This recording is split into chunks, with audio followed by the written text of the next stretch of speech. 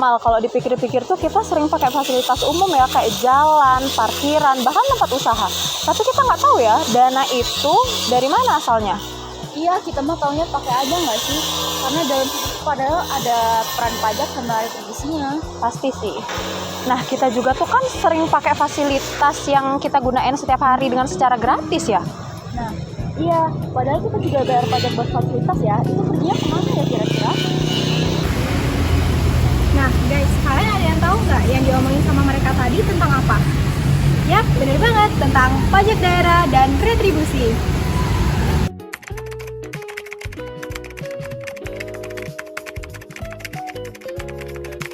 Nah guys, kalau ngomongin soal pajak nih ya, aku langsung inget ke pajak penghasilan dan pajak pusat tahu.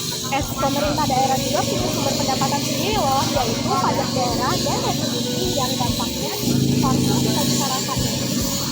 Itu bedanya apa sih? Kayak semuanya kelihatan mirip deh. Nah, ini penting banget malah. Pajak daerah itu adalah pungutan wajib yang dipungut oleh pemerintah berdasarkan undang-undang, yang imbalannya tidak langsung dirasakan oleh kita.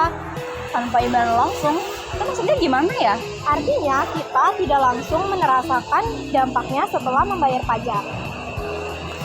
Nah, contohnya apa aja ya?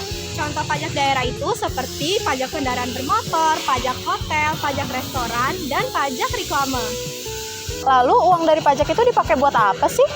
Uang dari pajak daerah digunakan untuk pembangunan infrastruktur, pelayanan publik, dan fasilitas umum. Misalnya seperti perbaikan jalan, penerangan, lampu lalu lintas, dan fasilitas umum lainnya. Jadi, meskipun manfaatnya nggak terasa langsung, tapi tetap ada dan bisa kita rasakan bersama. Nah, betul.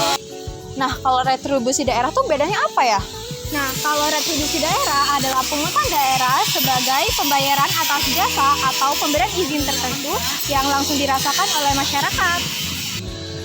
Retribusi itu ada 3, yaitu retribusi jasa umum, retribusi jasa usaha, dan retribusi perizinan tertentu. Nah, contoh retribusi itu apa ya?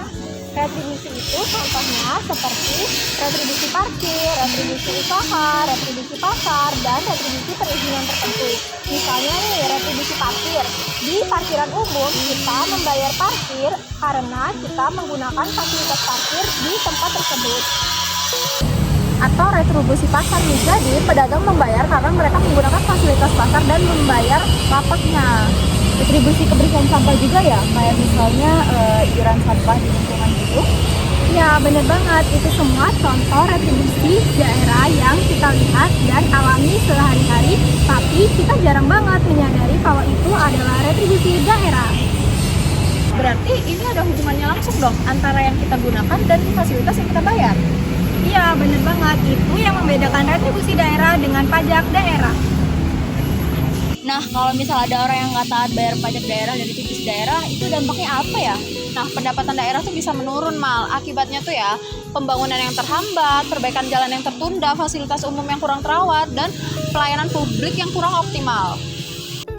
Jadi, efeknya itu balik ke masyarakat sendiri ya? Iya, bener banget. Karena pajak daerah dan retribusi adalah sumber utama pembiayaan daerah. Nah, jadi kesadaran masyarakat untuk membayar pajak itu penting ya?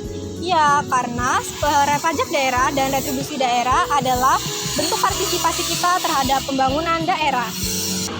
Pajak daerah dan retribusi itu nyata banget di sekitar kita, dan bayar pajak bukan cuma soal kewajiban hukum, Tapi juga bentuk kepedulian kita terhadap lingkungan dan daerah kita. Dengan taat membayar pajak, kita akan menciptakan daerah yang lebih maju dan sejahtera.